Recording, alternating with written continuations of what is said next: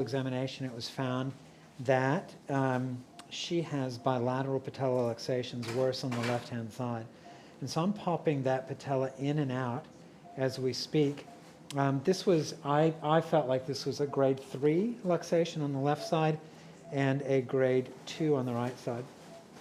So we're going to do a lateral approach to the stifle here. So when I make my approach to the stifle, basically I use the distance between the patella and the tibial crest as the central third of my incision. So I go a third up. Can I get cautery plugged in, please?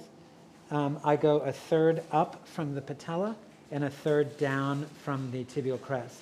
And that gives me enough room to approach the joint and also to expose the tibial crest to put my pins in. If you haven't already done so, please subscribe to our channel. Make sure you turn on notifications so you'll get a ding on your phone the next time we live stream. So just making my lateral approach to the stifle here.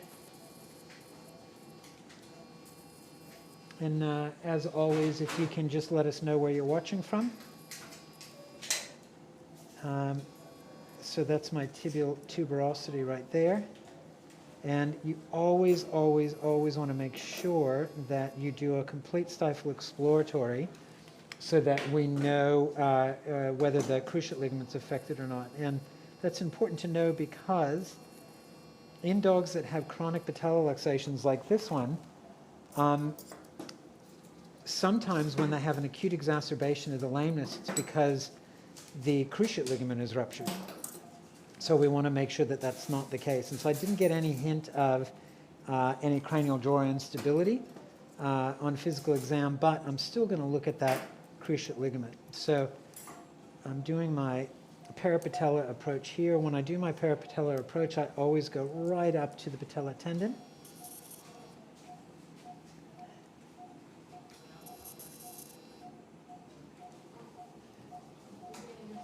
And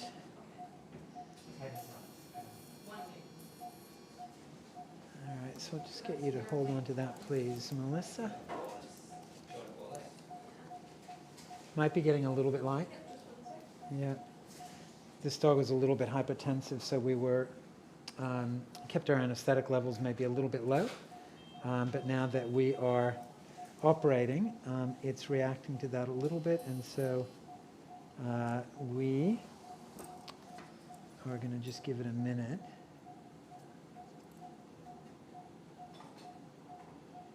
Got a little bit of a bleeder in here. Hold on to that, please.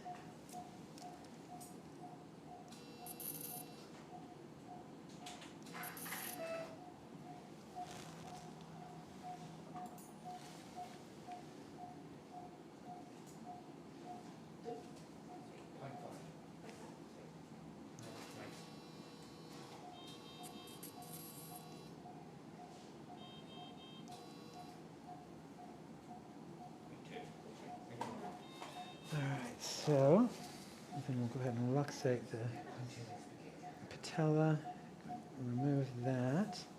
Hold on to that there for me, please, Melissa. All right, so now our infrapatellar fat pad.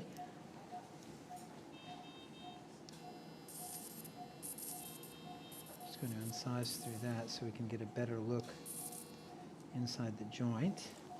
And on the pre-surgical radiographs, there was no evidence of any effusion in the stifle. So if we look here,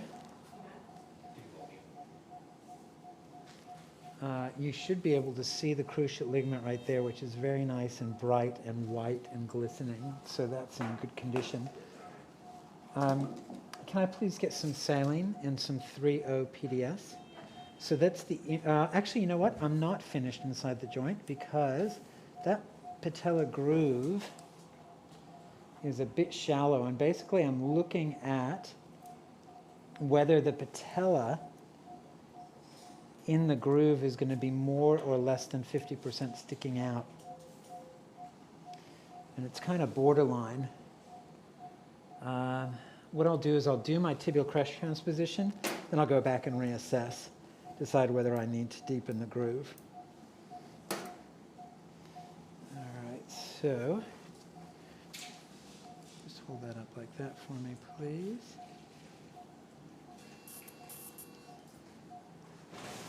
Now I'm going to incise the fascia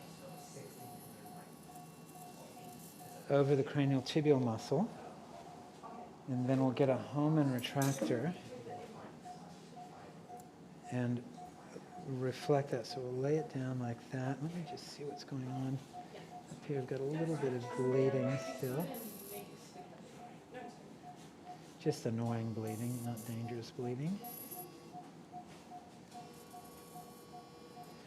So you should be able to see that tibia right there really clearly, that metaphysis of the tibia.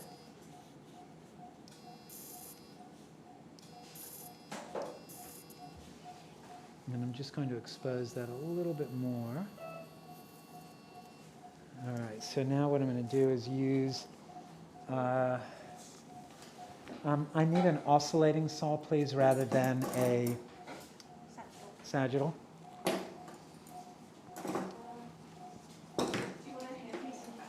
I've got a handpiece and batcher already. I just need that oscillating saw.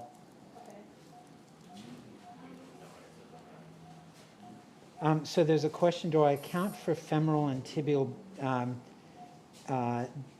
deformity when I'm doing this procedure? And we look at it radiographically, but I'll be honest, I very, very rarely, if ever, do femoral or tibial osteotomies other than the tibial crest transposition.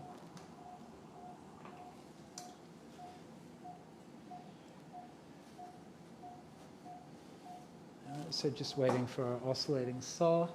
Hi, Alberta, Canada. Can you just slide down and see if... hi, Kerala. I've been to Kerala, India before. Hi, Nepal. Keep going. Kerala, India again. Keep going. Kenya, Philippines, California, Japan. Very exciting. We've got a good variety of different people watching.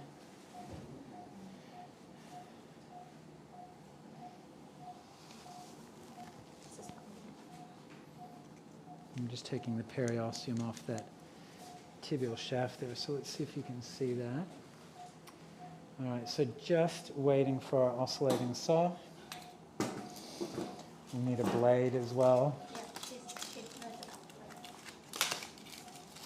Get rid of some of our rubbish, clean up the back table.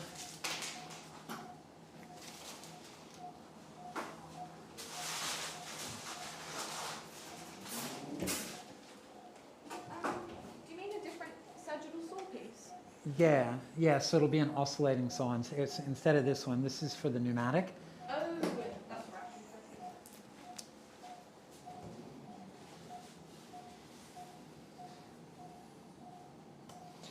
We'll just get some saline to drip on the blade as we're cutting. Hey? Are you hoping to start this guy on paracetamol for surgery? Am I? Starting this guy on paracetamol for surgery? Not before surgery, but we can have some Metacam. After, I'll probably start on Metacam, meloxicam afterward. Yeah. So we've got our oscillating saw here. That's the one. And then I just need a blade, please. A medium blade. Just show me what you got and I will pick one out.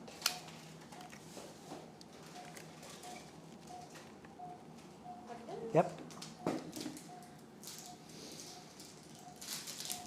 And remember that the articular surface is actually quite far back, and when you're doing a TTA surgery, you can see actually how far back you can go without getting into the joint. So that's one of the big things that I do with these guys is I get a nice big chunk of bone.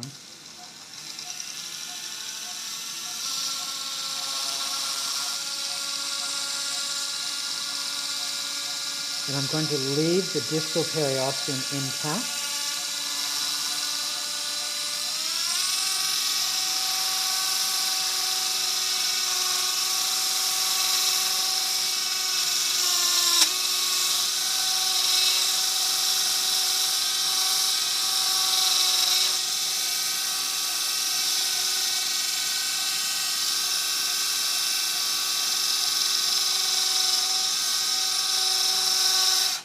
And I have to make sure that I don't cut my patella tendon. All right, so then I'm going to take my periosteal elevator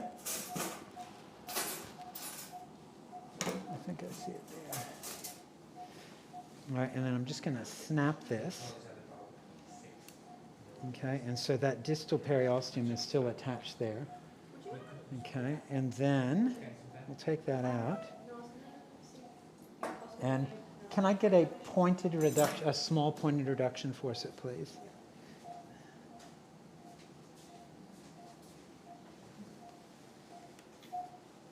So what I'm going to do is I'm going to reposition the bone and see if I'm happy with the reduction of the, let's go ahead and take that off and put the saw back on, please. With the reduction of the patella, and then decide whether I need to do anything with that groove. I'm just going to make a little bed for the tibial crest. So I'm just shaving off a little bit here approximately. Okay, and then, yes, that small one there, please. And then by using the pointed reduction forceps, I can temporarily reduce or revise or move over my tibial crest, and then see if I'm happy with my patella in its position. So that's sitting in there very nicely and is very hard to luxate. So it really wants to stay in place. So if I can get that to stay right there, I think we'll be in good shape.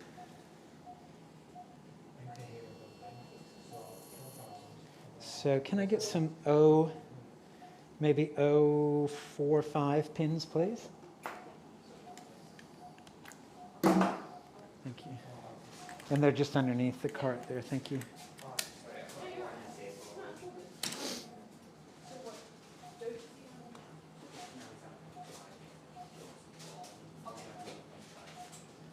So question about whether I prefer working on smaller or larger dogs.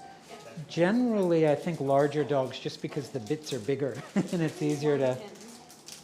that's fine.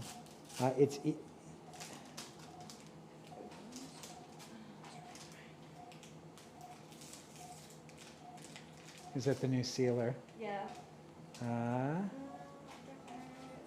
You should be able to just tear it, that's fine. And then we've got the cap over the end of it.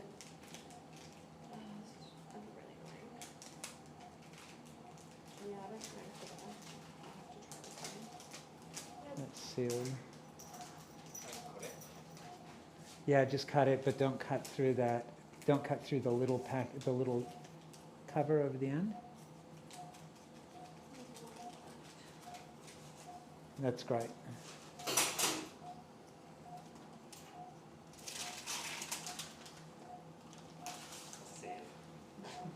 Well done. All right, so we've got our pin here. And you sure that's is that an 054 or 045? 45. It's big. I think that's a 5.4. Can we get a 4.5?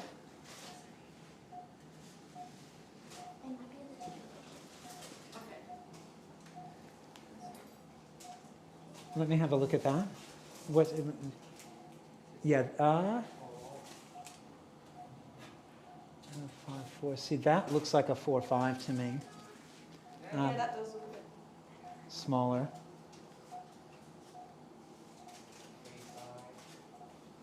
Go ahead and open up that one. I just don't want to put too big a pin in here because I don't want to split the bone.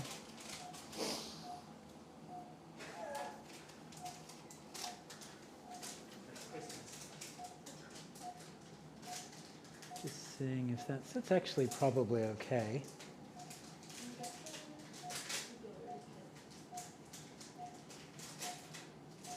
No, that's all right.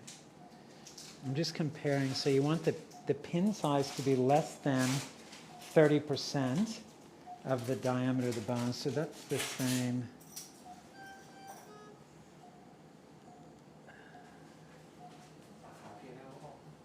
That's the same size.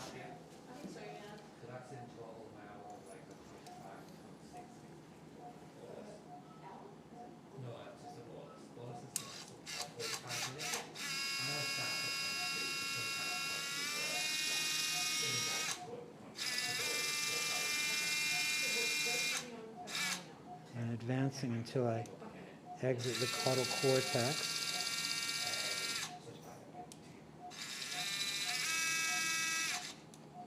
That should definitely be out.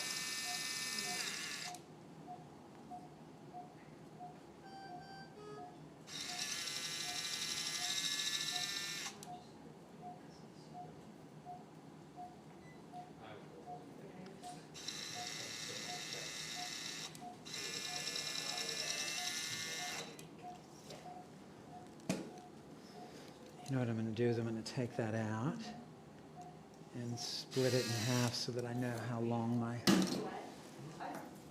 pin is. Let's just compare the two.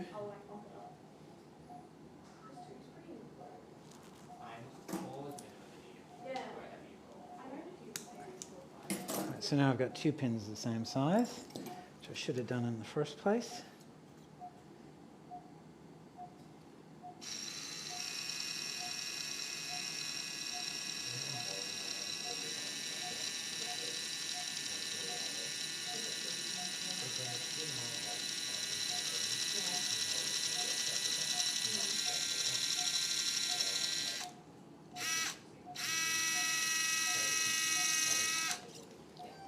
So I know that that's just exited the caudal cortex. Now we'll compare the pin lengths. It's about right. All right, and then we'll place our second pin.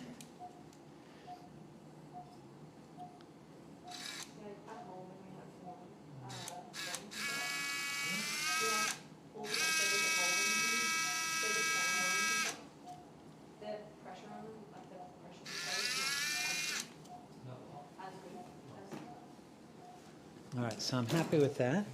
And I'll take my pointer deduction forceps off and see, just confirm that that patella definitely wants to stay in the groove.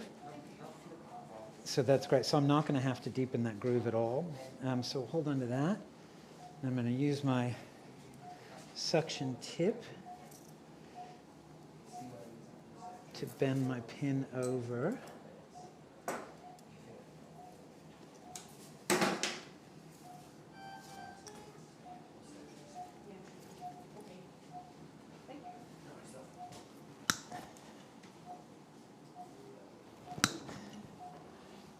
I'm just going to twist my pins.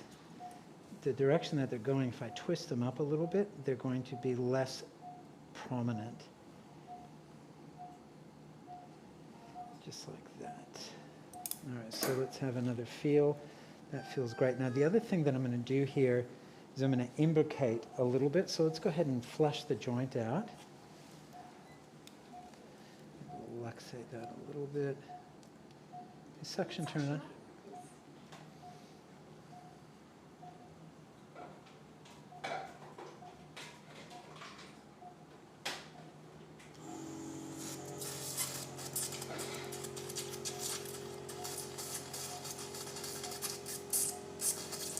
That's great, thank you. And can I please get some 3O PDS?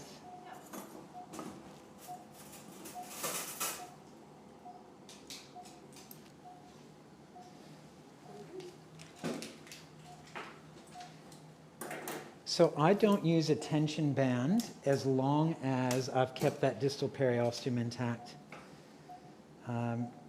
So what I'm going to do here is I'll close the joint and that biceps muscle. And then I'm going to do a little fascial imbrication as well.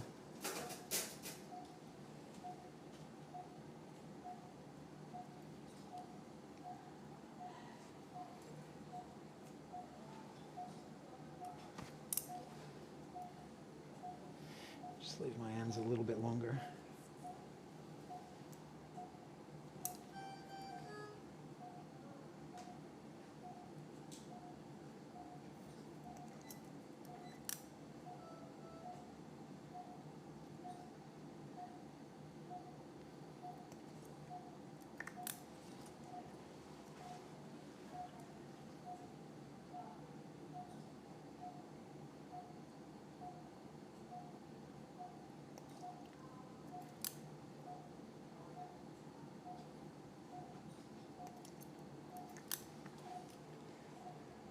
we get some ipivacaine, please?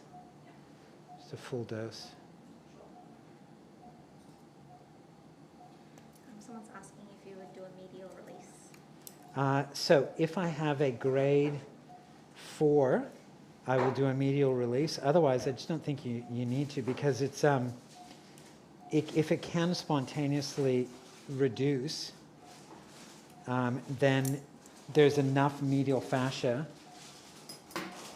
to allow it to sit in its proper position. It depends a little bit on, like if I palpate it afterward and I'm struggling to get it to stay in, for example, I might consider doing a medial release, but I'm much more likely to do a lateral imbrication than I am a medial release. So what I'm going to do here is a vest over pants. So I'm just going to take a bite of fascia out here. So in and out on one side, and then just in on the other side, just then in and out on this side, and then just on the underside there. And then you'll see as I pull this tight, it's going to pull the superficial fascia over the top. It's going to pull out the medial fascia over the lateral fascia. You can go ahead and take, that's great, thanks.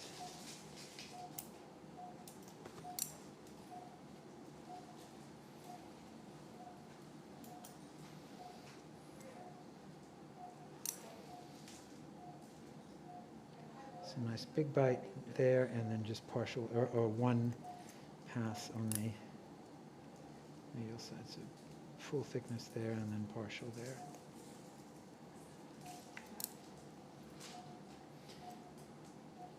So it's just causing that medial fascia to overlap the lateral fascia.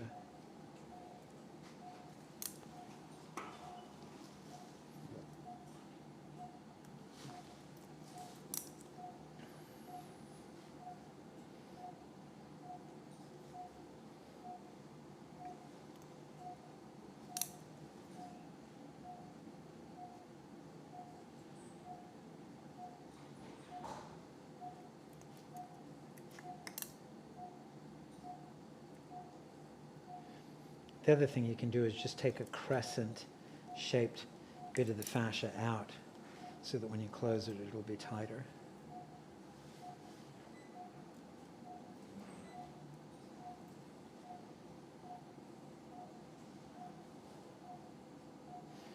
The most important part of this surgery is realigning the pull of the quadriceps onto the tibial crest so that the patella wants to stay in.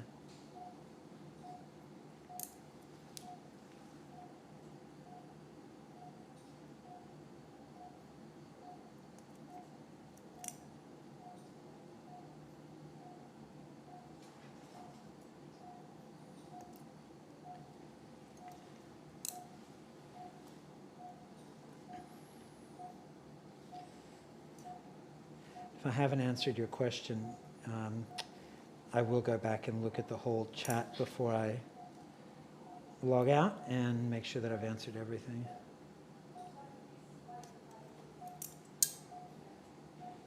Now this is really important here, is to try to pull some fascia over those pins to try to reduce the likelihood that we're going to get a seroma.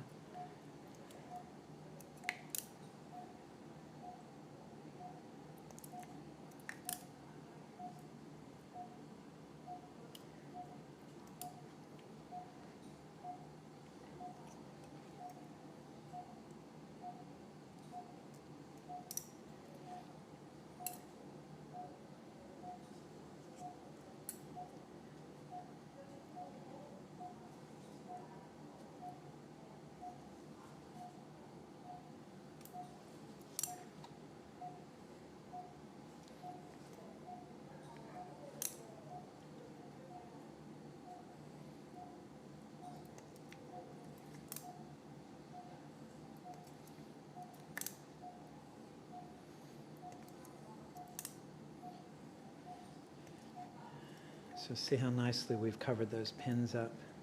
Can I get another 3-0?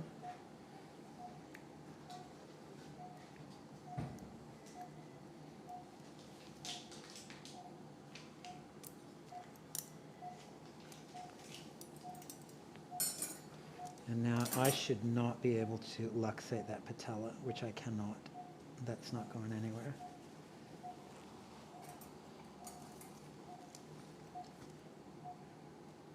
Do you want to zoom in? Yeah, I'll just close this one more layer just so it doesn't leak out. So now I'm closing my genicular fascia. Bit of sub-Q. So that little layer right there is genicular fascia, and that's going to make my skin edges oppose really nicely.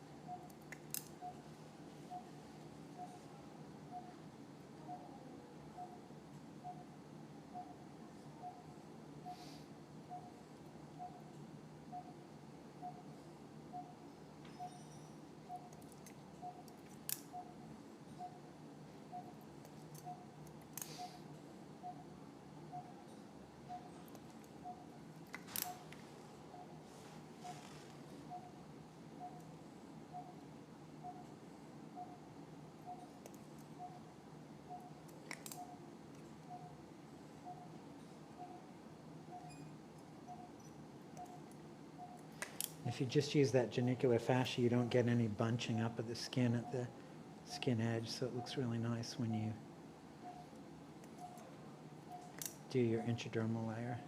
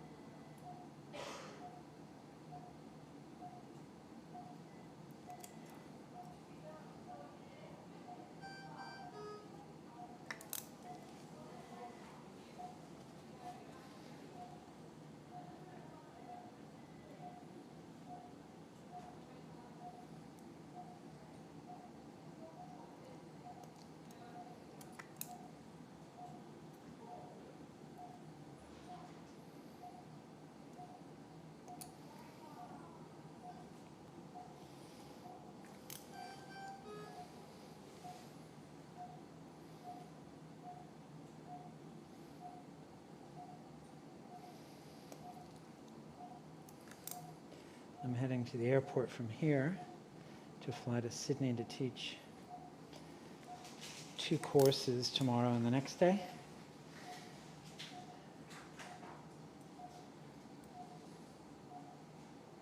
So never a dull moment. What are you teaching?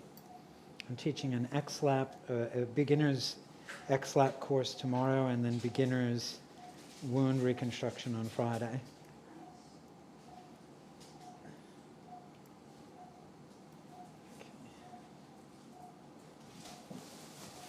All right, so now we've got mepivacaine here, and I'm just going to do an intra-articular injection of mepivacaine.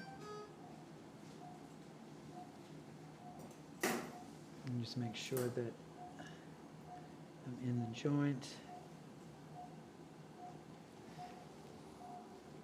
All right, so that should really help with our post-op pain. We'll get Melissa to do the intradermal. I'll come over and make sure there aren't any questions. Hi, Mexico. Hi, UK. I'll see if I can provide x-rays. I do need to head to the airport, so I'm not sure if I'll be able to. On a difficult grade 4, I do have to release do a medial release, which is either just the fascia or the sartorius muscle. I've never used a ridge stop implant, so I can't really comment. I don't believe that you can use suture material for a tension band. I think you really need to use metal.